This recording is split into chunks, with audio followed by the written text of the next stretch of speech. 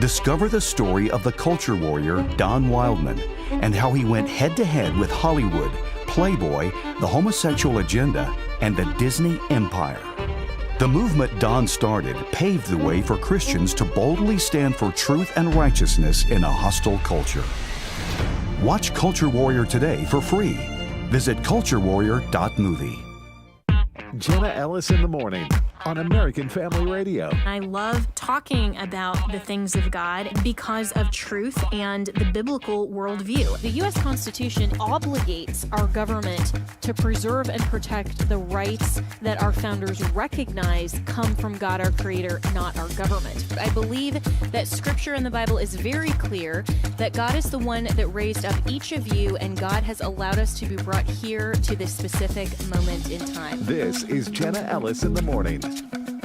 Good morning. It is Monday, June 9th, and the top story, of course, is the violent riots that shut down part of the 101 freeway through downtown Los Angeles, and with the influx of protesters near the AE line station, trains bypassed it, and the LAPD asked that it be kept closed. So arrests were reported by some protesters threw bottles and other objects like rocks at officers in an attempt to breach police lines. 2 people riding motorcycles, this coming from the Daily News, were detained after they allegedly attempted to breach a skirmish line at the intersection of Alameda and Temple Streets and injured 2 officers, according to the LAPD. So it's fiery but mostly peaceful protests all over again, as we've seen on social media that a lot of, at least the leftist rhetoric, is trying to recast this and recharacterize it as something that is actually justified.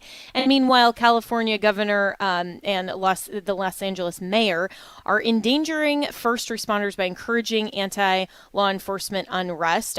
This coming from Base News. The ICE officials, the National Guard, and other cooperating law enforcement officials are simply executing what is a lawful act, immigration enforcement, and protecting the safety and security of those engaged in those actions. And yet, Governor Newsom is blaming Trump. We didn't have a problem until Trump got involved, and is posting all of this other nonsensical rhetoric. And meanwhile, the Los Angeles mayor, Karen Bass, is literally saying that her office will obstruct and impede any sort of federal immigration enforcement. And of course, Stephen Miller and others on the Trump side are saying that they will not stand for this and that federal law is supreme, which is accurate.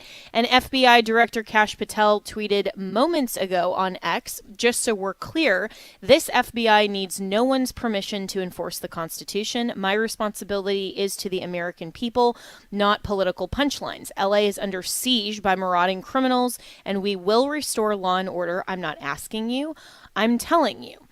And this is what the border czar, Tom Homan, had to say to Meet the Press in response to Newsom and California's Democrat management, if we can even call it management, on Meet the Press on Saturday. This is cut 1. I'd love to get your response to Governor Newsom saying, essentially, that your actions here are provocative, and the quote that he used was sowing chaos. Governor Newsom's an embarrassment for the state. He's the one that's feeding this mantra. He supports sanctuary cities. He supports sanctuary laws. If he cared about public safety in the state of California, he would not have a sanctuary for criminals, where criminals get released to the streets of this state every day because of his policy. Let's welcome in John Cardillo, who's a GOP strategist and former NYPD. So, John, from your law enforcement background and looking at all of this, let's kind of go back to what set the stage and why we're here. Well, yeah, I think Tom Homan set it up perfectly. Right, Jenna? And good morning. It was great to be with you. There's been a culture, decades-long now, culture of lawlessness in the state of California. Every major city is a sanctuary city. The closer you get to the coast, it gets even more deep blue. So we've seen it with the homelessness. We've seen it with the lack of sanitary conditions on the streets in these cities. When they legalized recreational marijuana, you couldn't walk through L.A. or San Francisco without the smell of weed everywhere. And we learned in New York, when Rudy Giuliani was mayor, with the Safe Streets, the broken windows strategy, that when you take care of the little, quality of life conditions, the bigger stuff follows, right? People have a little more pride in where they live. They call 911 more often when they see crime. They'll cooperate with the police. Well, what California did is the reverse, and we know the reverse. It leads to further deterioration. When the government doesn't care and allows quality of life to decline and degenerate like it did in California, the bigger stuff gets worse. And so you saw a culture in that state, not just permissive of illegal aliens and criminal illegals and gangs, but inviting. Like, you're safe here, MS-13 gangbangers. You're safe in Los Angeles.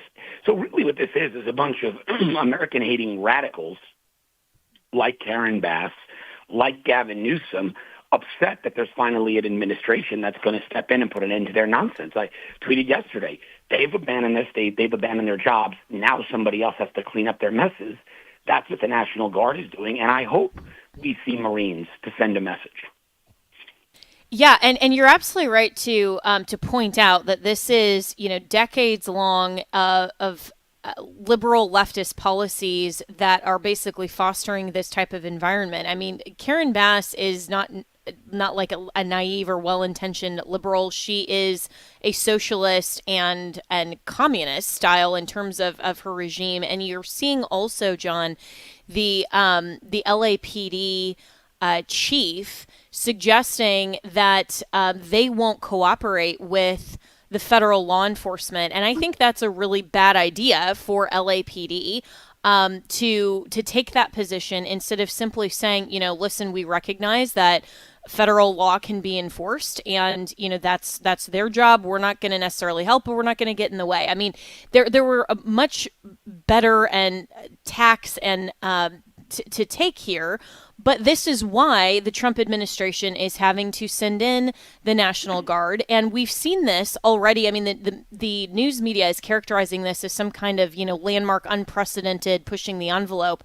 The Economist and Time and a few other notifications on my phone yesterday were trying to say, this is unprecedented. I'm like, I'm old enough to remember the Chaz. I'm old enough to remember Kenosha, Wisconsin. I mean, this is just a few years ago in 2020 when we saw this kind of unrest and political violence. And it's certainly not the first time in our nation's history. I mean, even in 1992, we had LA riots. But in that context, there wasn't this ridiculous political clash between the governor of the state and the president. And so I think that makes this context a little different in terms of how the media is spinning the narrative. So what is it, in your view, the position that that the Trump administration should take when they're not getting any sort of cooperation from California? Well, a couple of things, right? It's a great question. So, LAPD has no problem taking federal money in Homeland Security dollars and having one of the most well-equipped, well-trained SWAT teams on the planet. LAPD SWAT, New York City ESU, our version of SWAT, the bigger sheriff's agencies here in Florida, Broward County. A lot of people don't know this, but they regularly go and train with Delta, with SEAL Team 6, with the Tier 1 units to hone their skills. That costs a lot of money. Those are federal dollars subsidizing that, right? Now, the LAPD wants to say, well, we're going to take your federal dollars, taxpayer, to train and equip our people, but we're not going to cooperate with the feds because of certain political policies. Well, then I think it's time for Homeland Security and DOJ, because DOJ typically acts as liaison for buying the gear and the weapons and all. It's time for them to tell the LAPD, have a nice day. No more money's coming your way. We're not training your SWAT teams anymore. We're not giving you that Homeland Security subsidy to secure your ports or whatever else. Too bad. You want to play this game, play this game. The other problem LA is going to have, and I'm sure most of your listeners don't know this, is every federal agent, and I got this from one of my very close friends and neighbors who's DEA down here in South Florida, every federal agent in the country is now Title VIII, meaning they all have authority to enforce immigration. So my friend, who's DEA, is actually being lent to ICE, the Homeland Security, for 30 days. And they're doing this. So the reason I bring that up is LAPD has more feds to contend with than they thought they did. Because now every federal agent in California, well, in the nation, but if in LA's case, they're under Title VIII. They can get down there, enforce immigration, put down riots. I believe Trump signed an EO that gave them more scope in their mission to include that. So LA is fighting a losing battle right now, and I agree with Kash Patel. The supremacy clause is clear, right? Federal law enforcement is going to step in here. LAPD needs to step out of the way because what they're doing now is criminal. And if Karen Bass persists, arrest her. If Gavin Newsom persists, arrest her, prosecute him. It's just long past time to play games with these people. Yeah, and and while federal law obviously is supreme in this instance, and this is all dealing with federal law, Gavin Newsom is posting, this was 7 hours ago. Let's get this straight. Local law enforcement didn't need help. Trump sent troops anyway to manufacture chaos and violence. Trump succeeded. Now things are destabilized, and we need to send in more law enforcement just to clean up Trump's mess. That's ridiculous. That's an utter lie. It's delusional. I mean, it's flat out, Howard Piven strategy, Saul Alinsky, rules for radicals, accuse your opponent of that which you're doing, right? I mean, Gavin Newsom is flat out lying and projecting. It's his policies that caused the chaos. It's Karen Bass's policies that caused the chaos. And the conversation we're not having enough, if at all, is what in the world the business owners and residents in LA think? The business owners have to deal with this time and again, riots and these savages burning down the streets, destroying their stores. They're losing revenue. California already has like a 64% tax base. If you make any kind of decent money or own a business that's sustainable. Now you have to shut down for days or weeks at a time and lose even more revenue while they oppressively tax you into bankruptcy. I mean, it's such a poorly run state and a model of why no one should ever vote Democrat again, but unfortunately people still do, and it just baffles me. I'll never understand it, Jenna. I'm speaking with John Cardillo, who is a GOP strategist and former NYPD. You can follow him on X at John Cardillo. And with all of this, and speaking about taxes, now Gavin Newsom also went on media and is threatening to withhold federal tax from California, saying, basically, if you're going to enforce federal law, then we just won't pay federal tax, which is absolutely preposterous and a little bit laughable here when he's doing this really petulantly and is basically suggesting that just because he doesn't like what the federal government is doing can withhold taxes. John, I can just imagine how well that would go over if any individual said that, you know what, I'm just not going to pay the IRS because I don't like what the federal government's doing, so I'm just not going to pay the federal tax that I owe. I mean, not that we all agree with the tax code by any stretch, but it just seems to be more and more delusional, as you rightly characterize it, from Newsom. Well, yeah, and I would hope Californians would galvanize and say, okay, Gavin Newsom, we'll play your game. We hate the way you manage this state. We hate the way you and Karen Bass coddle criminals and have turned our state into a lawless, illegal alien safe zone. We're no longer going to pay state taxes. How do you like that, Gavin? What's he going to do, arrest him for doing what he's threatening to do? I mean, some of the larger right-wing political groups there should put him in checkmate and start that movement. And because I think Gavin Newsom's out of his mind. I don't know how this guy still has a political career and how he polls anywhere above 3% with only, it's California, so we're going to have to say 30% because of the radical lunatics out there. But, they should beat him at his own game and say, okay, we're going to shut down and we're not going to pay state tax and see what he does in the media. How's he going to respond to that? I'm going to arrest you, but I'm impervious. Great comment and great thought. And this is why, the Democrats always have double standards, because it's fine if they do it, but then they want to hold everybody else to the law. And that's what is so hypocritical about so much of this whole situation. But moving forward then into the next, today and into just this week, how long can all of this persist, and what do we expect from the Trump administration that's now, sending in a couple thousand of these troops? Kash Patel is suggesting that law enforcement's going to do their job. Stephen Miller's saying the same thing. What can we expect? And do you think that any kind of judiciary branch will get, or judge is going to try to get involved here to try to say, that this is illegal or anything like that? I mean, that's what I'm waiting for is, some radical judge to just try to, halt it from, his little perch on the bench. Yeah, well, I think that's going to happen. I'm glad you brought that up, because I was going to actually close with that and say that no matter what Trump does, unless we have serious judicial reform from Congress, you're always going to have these one-off activist district judges way overstepping their authority. But to answer your question, Jenna, we learned in the NYPD, we had a chief Louis Anemone. He literally wrote the book. I mean, he wrote the manual that most police departments use around the world for disorder control.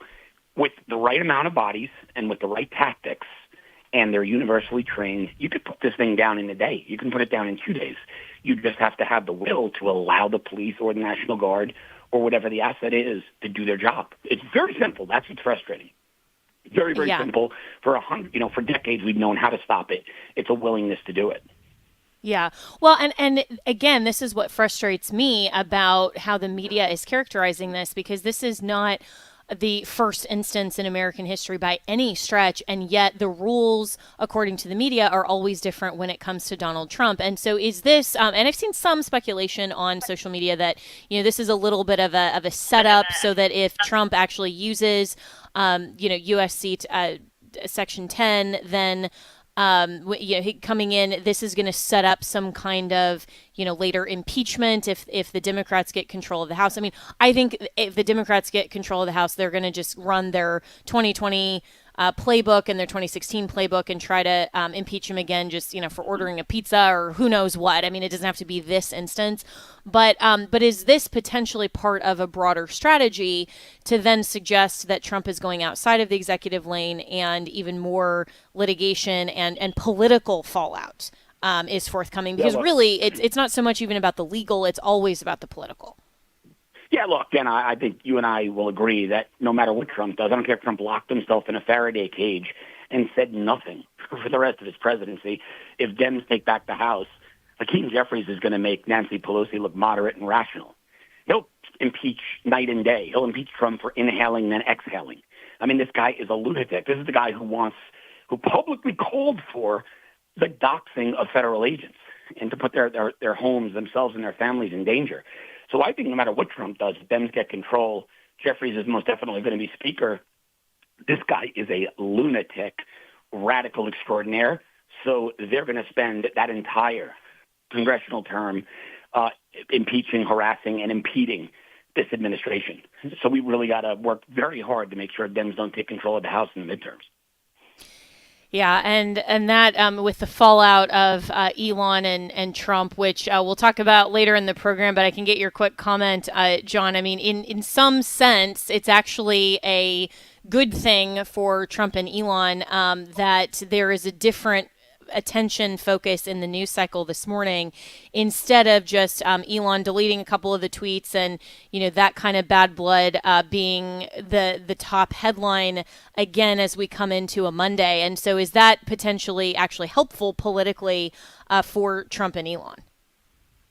Yeah, I think from a PR standpoint it is, but a lot of us, a lot of our friends, we're in text groups, Jenna, and we speculate. We gave them like 6 months. I mean, the egos are just too big, and both guys are used to being the final decision maker and the one calling the shots. So I'm not surprised to anybody that they had this falling out. But it's okay. Elon was a limited government employee, and Trump is the president of the United States, and he's had the similar kinds of verbal wars with people, and then they were best buddies again a few months later. So I'm not really putting too much stock in the whole Trump-Elon fight.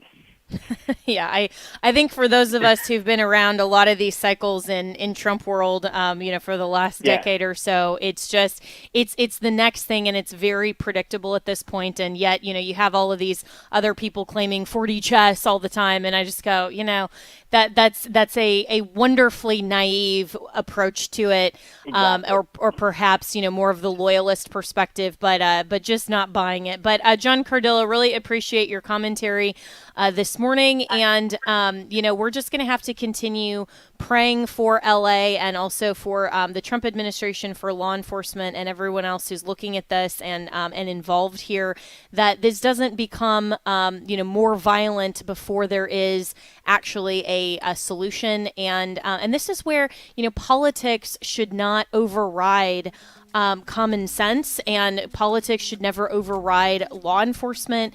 And it's just really sad to see what's going on in LA. But this is also why elections matter. And John was absolutely right to talk about how, Gavin Newsom somehow is still popular with the Democrat Party. He's being looked at potentially as the 2028 nominee, which is incredibly scary if you think about it, because if his policies in California and his lack of leadership there were to be in the highest office in the executive on the federal level, that could be even worse than Joe Biden. So anyway, we will continue to talk about this and more when we come right back here on Jenna Ellis in the Morning.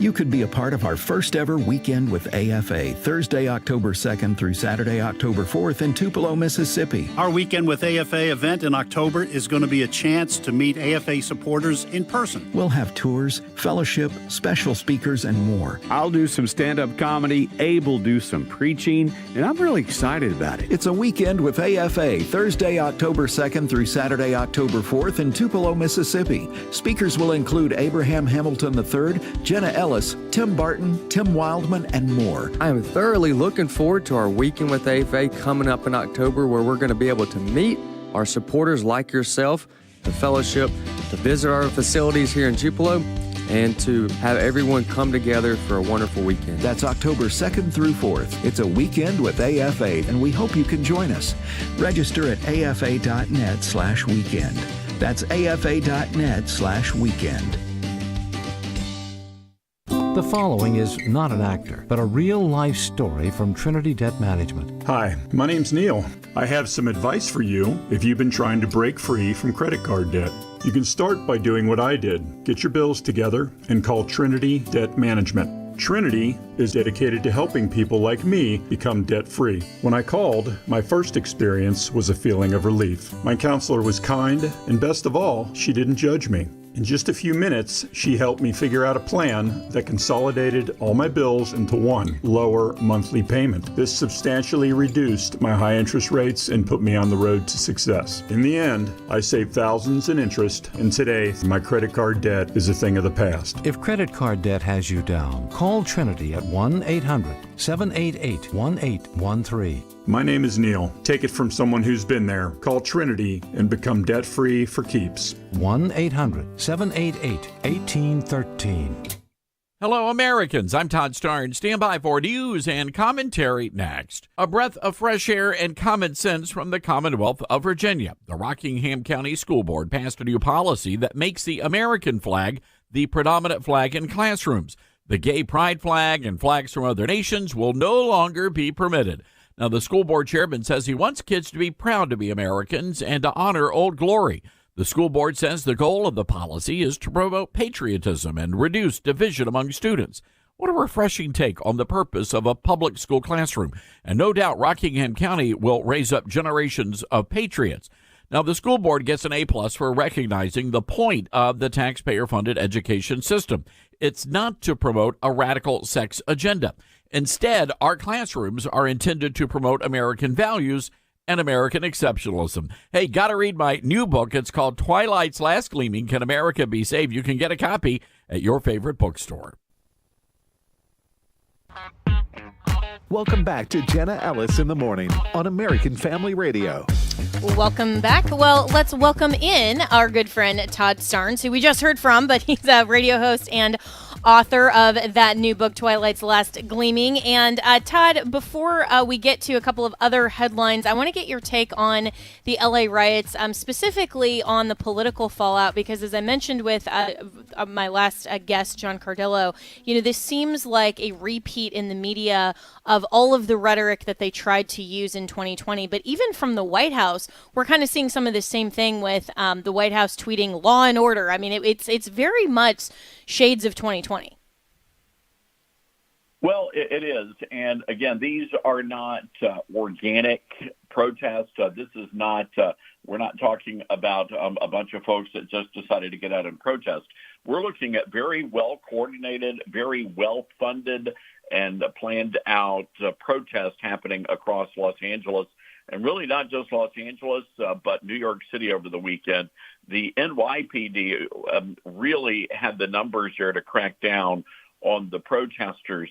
The problem with the LAPD, as we heard late last night from the police chief, said that things were out of control. They do not have enough resources, really putting them in stark contrast to what the mayor and the governor were saying, that, these were all peaceful protests that were going down. So this is a pretty dangerous, volatile situation. But again, I think this bears stressing, and we'll be hitting this on my national radio show at noon Eastern today, is that the National Guard is not involved here. The National Guard's only responsibility is to protect federal buildings. That's it. So when you see all the clashes in the streets, those clashes are between the LAPD and the protesters, not the National Guard.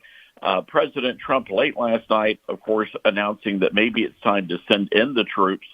We do understand there are some 500 troops at Camp Pendleton that are ready to deploy if they're given those orders. But Jenna, this is a very dangerous situation. It's all planned out, and do not be surprised if we see more of these kinds of protests happening in cities across the country. And, really interesting commentary, Todd Starnes, and, the headline as well on your splash page at toddstarnes.com is that, the White House is going to deploy those National Guard troops to LA, and the Deputy White House Chief of Staff, Stephen Miller, said, deport the invaders or surrender to insurrection. These are the choices. And he also posted on social media in response to Karen Bass that federal law is supreme and that California has to recognize that.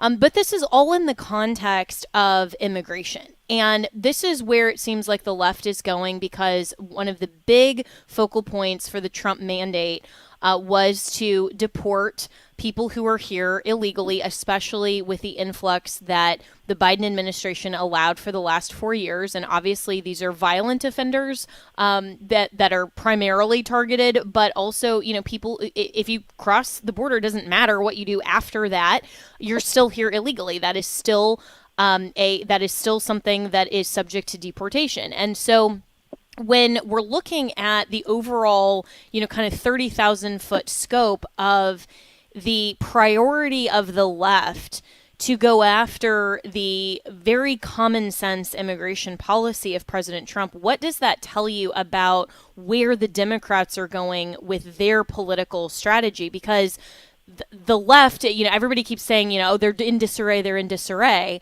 yet things like this are still happening and they are coordinated. There was an interesting poll that came out yesterday by CBS News that showed still an overwhelming majority of Americans support President Trump and the efforts to crack down on the illegal immigration. I believe this is one of those 90-10 issues. 90% of the people, I would say, agree with President Trump and the Republicans that we have to have secure borders, that you cannot come here illegally, and that there is it's common sense to deport very violent people that are causing harm to American citizens. That is a pretty commonly held belief in this country, and yet the Democrats have chosen this for their hill to die on. I mean, it's really political suicide if you look at the polling data. But for me, the optics of watching these television news anchors on cable TV and the mayor and the governor talking about peaceful protest when they're firing explosive devices at police officers on horseback, they're blowing up police cars, and they're waving Mexican flags. They're waving the flags of foreign countries on American soil as they clash with law enforcement. To me, this is a war zone. And, this is a very dangerous situation. I do want to ask these people, though, if things are so bad in Mexico that you wanted to come here to this country illegally, then why are you flying your old country's flag? No one's asked that question of these illegals.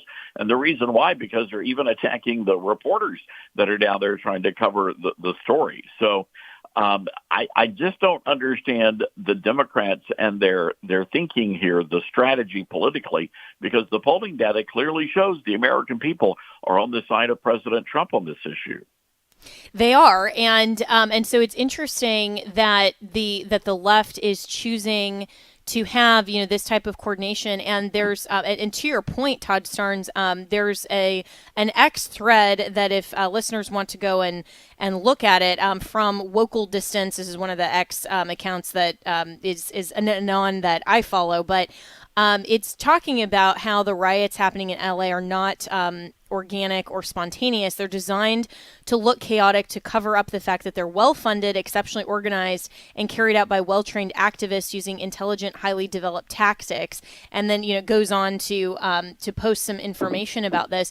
But if we are operating under the presumption, and I think it's a fair one, that the majority of Americans are on board with Trump's view on this, how is this going to play out in the midterms, which is the next big election coming up, when the left is going to use this as some of their platform to run on? But it seems like that's not going to get them very far. So, this seems to be at cross purposes. What's their overall game?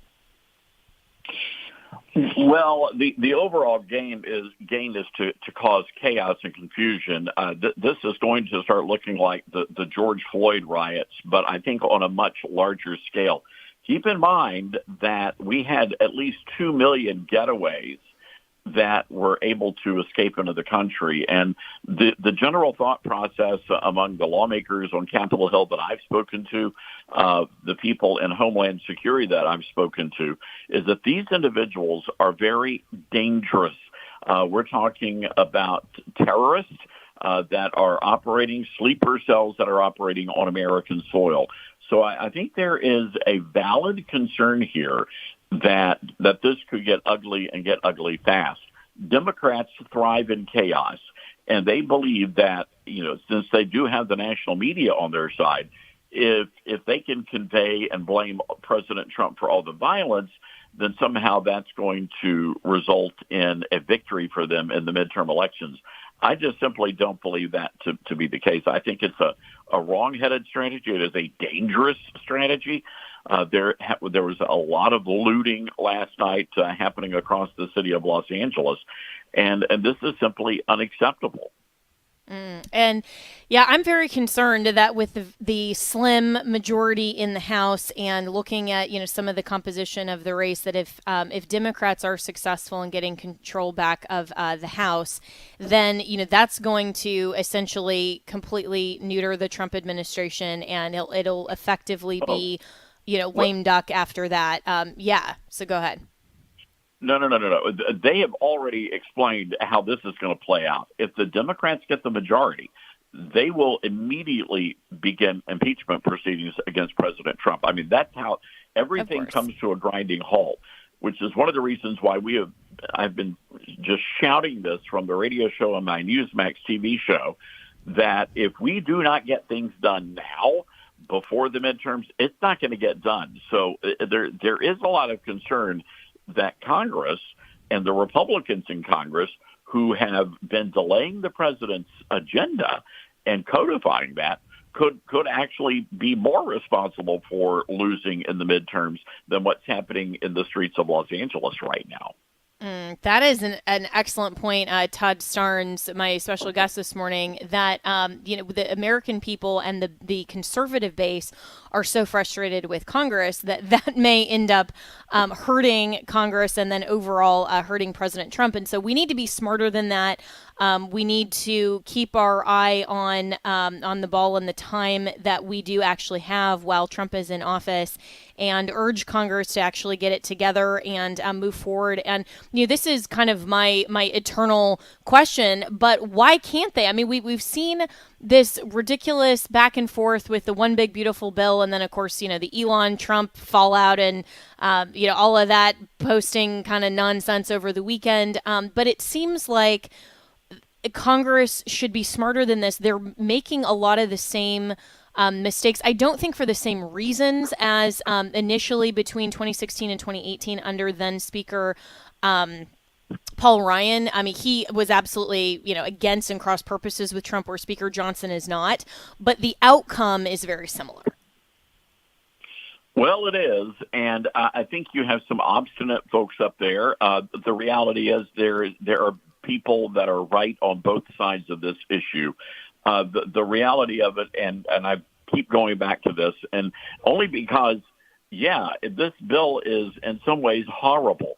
But you know what? It's what President Trump wants, and President Trump got elected with a mandate. And I say, let's let the man have what he wants. He's got a plan. If it works, great. If it doesn't work, then the Democrats will take over in the midterms. But I don't think we ought to be standing in the way of the president on this. He put his life on the line not once but twice for the country, and so I'm willing to give him a lot of grace when it comes to whatever he wants to do. On the other side of that, though, there are fiscal conservatives that are very upset, and rightfully so. There are senior adults that were very upset over the campaign promise about not taxing Social Security benefits, and I get that. But let's let this play out, and if it works, great, and if it doesn't work, we can remedy that at the midterms.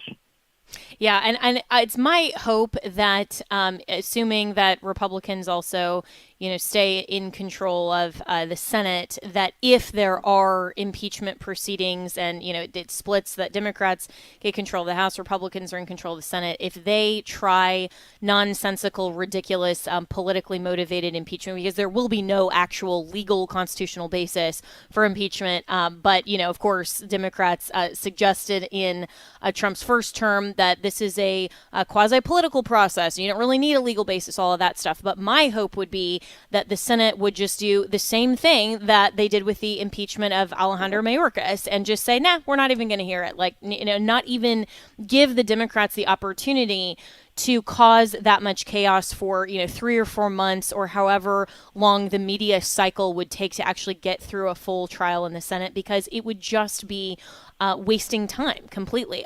But is John Thune and the Senate Republicans, do they have a backbone enough to do what Chuck Schumer shouldn't have done, but did and didn't care about the political fallout? And Republicans just kind of go, oh, okay, well, whatever. I mean, there was no real accountability for the Democrats not hearing Mayorkas's impeachment. So why can't Republicans do the same thing? That's a fair question, and we shall see how all this plays out. It's just right now it's a political mess up on Capitol Hill. And honestly, a lot of that has to do with Republican leadership. And a lot of that has to do with Republican leadership in the House of Representatives. So we've got to have somebody who is strong enough to wrangle in all the lawmakers together and get them on the same page. Mike Johnson is trying to do that. I'm not sure thus far if he has been as successful as the White House and the conservatives would have wanted him to be, but we shall see. Jenna, I have to tell you about a big event coming up this coming Thursday for AFR listeners in the Germantown area, if that's okay. Yeah, absolutely. So my brand new book is coming out. It's called Star Spangled Blessings, Devotions for Patriots. And it'll be in bookstores next Tuesday, but we're having a huge book launch party. We're going to have amazing food, music, and we want AFR listeners to come and join us. It is Thursday, this coming Thursday, June 12th, 5:30 at Germantown Baptist Church in the Memphis suburbs. And we would love for AFR listeners, you just show up, you and a guest, and we'd love to be able to celebrate with you. And you'll be able to purchase a copy of my new book, Star Spangled Blessings. Amazing. Well, congratulations on that. And I hope for every listener who's able to get there. I wish that I could get there as well, Todd Starnes, but we will definitely support you in that. And I hope there is a really excellent turnout. So say one more time where that is and how people can join. Do they need to sign up or just show up? They just need to show up. It's Thursday, June the 12th. at Germantown Baptist Church this coming Thursday at 5:30, and we're going to have food. The chef has created a menu of food across America, like heavy hors d'oeuvres. It's going to be a lot of fun. We'll be signing copies of the books, and we just want to be able to meet all of our great AFR listeners. They have been so faithful to us over the years, and just a little way of saying thank you. Amazing. Well, is there anything on the menu plan from California, or are we going to kind of skip that one for Food Across America? I think we have some fruit and granola. There you go. Kidding. All right. Well, Todd Starnes. Yeah, no, that's great. That's great. But Todd Starnes, always appreciate your comments. We got a break here, but we will be right back with more on Jenna Ellis in the morning to talk more about a lot of these headlines. And again, you can go to toddstarnes.com. You can also follow him on X, and hopefully a lot of you will show up this Thursday and support that great endeavor. I always love Todd's commentary, but also his books. They're really great. So always appreciate that. And thanks, Todd, for letting us know about that wonderful event. All right, we will be back with more.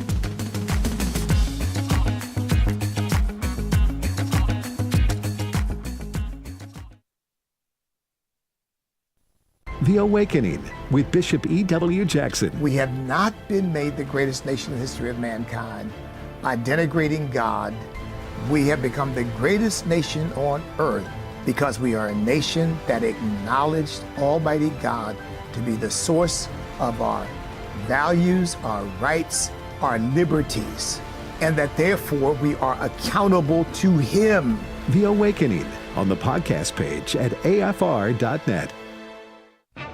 To sharpen the biblical worldview of Christians and to share the good news of Jesus Christ. That is the mission of the Christian Worldview radio program. I'm host David Wheaton, inviting you to join us this Saturday morning at 9 Eastern, 8 Central, as we discuss all matters of life and faith from a decidedly biblical perspective.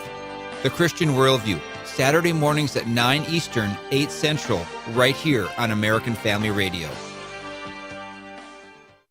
Let's see, if something costs less, a lot less, but people are actually happier with it, that sounds like something to look into, and that's MetaShare. Maybe you've heard joining MetaShare can save you or your family up to $500 a month, and that's huge, but it's also true. People are just happier with it. They love being part of something that reflects and promotes their values and what they believe in.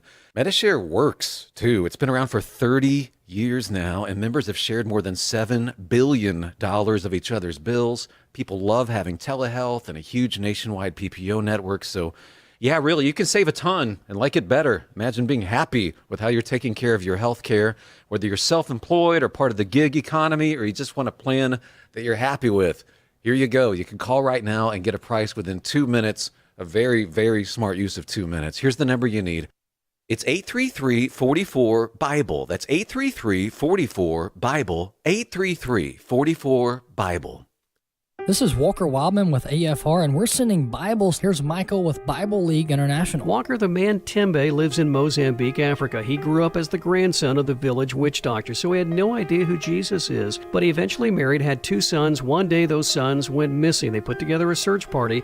They found out these boys had been murdered, killed at the hands of the grandfather and his world of demons and child sacrifice. This put Tembe and his wife into a severe depression. A Christian invited them to come learn about Jesus, and they have now come to place their faith in him. But the story doesn't end there. They've gone on to lead 200 people to Christ who look at these two and they see people who have the grace and gumption to move forward in life. AFR listening family, we want to bless 16,000 Bibleless believers in Africa by June 30th. You've blessed 12,000, 4,000 to go at $5 a Bible. Will you call 800-YES-WORD? That's 800-YES-WORD, 800-YES-WORD, or give it sendbiblesnow.org. Sendbiblesnow.org, and God bless you for caring.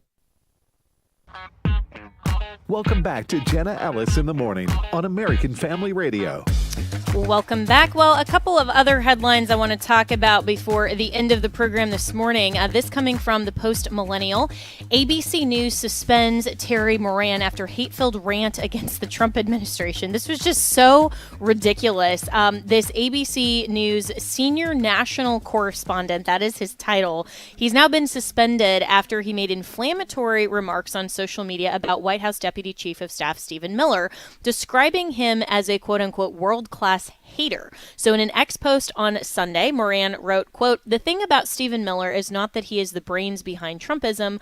Yes, he is one of the people who conceptualizes the impulses of the Trumpist movement and translates them into policy, but that's not what's interesting about Miller. It's not brains, it's bile. Miller is a man who is richly endowed with the capacity for hatred. He is a world-class hater." And then continued, "You can just see this by looking at him, because you can see that his hatreds are his spiritual nourishment. He eats his hate." So Moran later deleted the post, but screenshots, of course, live forever, and they were quickly circulated on social media. ABC News responded by suspending Moran, citing a violation of the network's standards for objectivity. So ABC News said in a network statement, according to the New York Post, that ABC News stands for objectivity and impartiality in its news coverage and does not condone subjective personal attacks on others. The Post does not reflect the views of ABC News and violated our standards. As a result, Terry Moran has been suspended pending further evaluation. So this is wild for a couple of reasons. First of all, that's absolute nonsense that ABC stands for objectivity and impartiality. They would like you to think that, but they don't. I mean, if you look at any of the major cable news networks, including Fox News, by the way, on both sides, there is no way that any of these cable networks are fair and balanced or don't have some kind of bias. I mean, Fox News is basically the mouthpiece of the RNC, and that's fine, right? Like, you know what you're getting when you tune in to Sean Hannity, and you know what you're getting, and there's a reason why the Fox Newsers are Republicans and the ABC, CNN, MSNBC watchers are the liberal Democrats, and also why it's a good thing why the leftist media and the cable news on the left, why their numbers are dwindling. And, you know, some of the alternative, also social media, maybe like the podcasters and some of those are actually growing. That's a good thing. And it shows, I think, a demographic that is changing a little bit, and an American voting constituency that is rejecting the lies of the leftist media, and they're wanting to actually come for content that they agree with. Now, I'm not for just tuning in only to news sources that you agree with, and not actually reading and listening to perspective. Like, perspective, as I've always said on the show, is a good thing. And obviously, you know, AFR, we come from a biblical worldview, conservative perspective. You know that when you tune in and you listen, and that's a good thing. And we should champion that we are getting our news from a biblical worldview perspective, from a conservative perspective. That's all good, and you know that when you tune in here. But that doesn't mean that you shouldn't read other perspective and news, primarily so that you know what the left is arguing. And this is what I find most fascinating about this post from Terry Moran, is that he just went all for it and completely removed the mask, right? Like, he's not even pretending to not be biased and have himself hatred for Stephen Miller. He's not saying, as a senior national correspondent, that, you know, while he may have his own private opinions, he doesn't air them in public because he doesn't want that to influence how he reports and his journalistic standards, blah, blah, blah. He's just out there saying, you know, this is what I think of the deputy White House chief of staff. And that absolutely reflects on the leftist media. And that's a good thing, in my opinion, that he took the mask off, because that shows us really clearly that those news organizations, news, I put in quotation marks, those outlets, those entertainment blocks, basically, that they come from a bias and a perspective. And the way that they choose their language, their characterization of the news, all of that is coming from a worldview standpoint. You cannot escape that reality. And while it used to be, in my background, my undergrad degree actually is in journalism.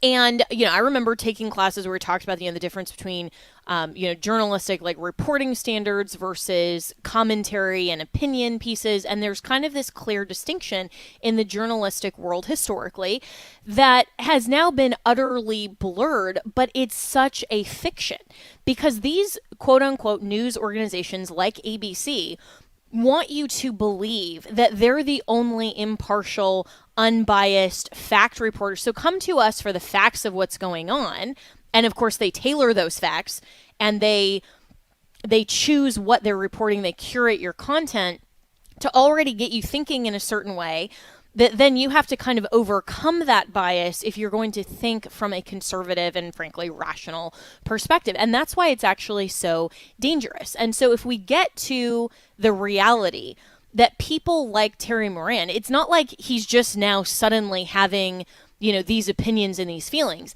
He's just now actually openly expressing them, which is causing ABC such consternation because they want you to believe the lie that they actually stand for objectivity and partiality in their news coverage. They don't.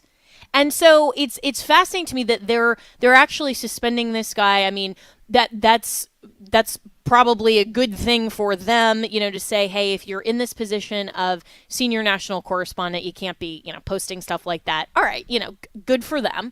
But the point remains that we have to be very careful consumers of the news. Always, as I've said before on this program, always look at the source, look at the byline of the author, and look at the way that they are in the pieces characterizing the news. Because even in the legal view, and this is part of, you know, what you learn in law school as well, when you're briefing a court on, you know, your statement of the case or the statement of facts, before you get to your argument, you can tailor the statement of facts to be very, very much in favor of your client, whoever you represent, whether that's, you know, the people, if you're the prosecutor, whether it's civil case, whatever it is. You can tailor that statement of facts to be a better presentation for your client. And it's not necessarily, you know, it's not misleading the court. It's not cherry picking. It's not acknowledging, you know, maybe some bad facts for your side, but it's definitely not being totally objective, because at the end of the day, lawyers are advocates, right? I mean, we're not doing this as a friend of the court genuinely to say, hey, this is my objective view of both sides. You're an advocate. As a lawyer, you are on a specific side. And so rather than these people being looked at as reporters and journalists, the term that is usually used is activist. But here I think an even better term is advocate. People like Terry Moran are advocating for a certain view.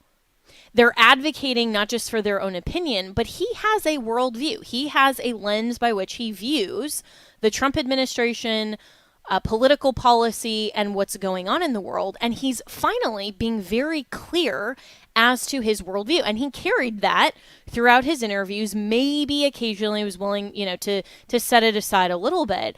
But this is why you see even a statement of facts in news coverage be biased.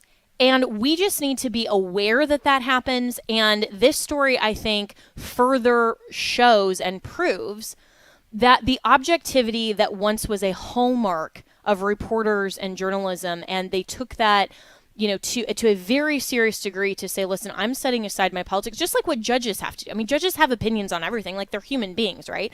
But they need to be able to set that aside. And they need to be able to say, here is my opinion, looking at the law, looking at the facts, and not genuinely being an advocate for either side. The media, if it was genuinely doing its job in reporting, should be able to set aside feelings of who wins, what the outcome is, whether they love or hate Stephen Miller or anybody in the White House, you know, whatever. They should be able to set aside that bias and say, okay, here's the facts, and then I will leave it to the people, you know, like Jenna on AFR, to give opinions about those facts. And if we all at least agreed on the facts, then had our arguments about them, our policy perspectives, our political opinions, that would make for an easier debate. But the left is trying intentionally to frame the facts in a way that benefits their side, so that when you get from the statement of facts into the argument, it's already a losing battle for conservatives. So when you are watching any network, cable news, whatever, when you're reading any outlet that purports to just be reporting the news, understand this. It's still coming, likely, most often, from a position of bias. It's a good thing to read multiple sources so that you see where the facts overlap and you can get hopefully to the facts before you determine what is the biblical, correct, righteous opinion, the conservative opinion that outflows from the biblical worldview on those facts. We need to be intelligent consumers and critique the news. Well, as always, you can reach me and my team, Jenna, at afr.net. Have a wonderful Monday.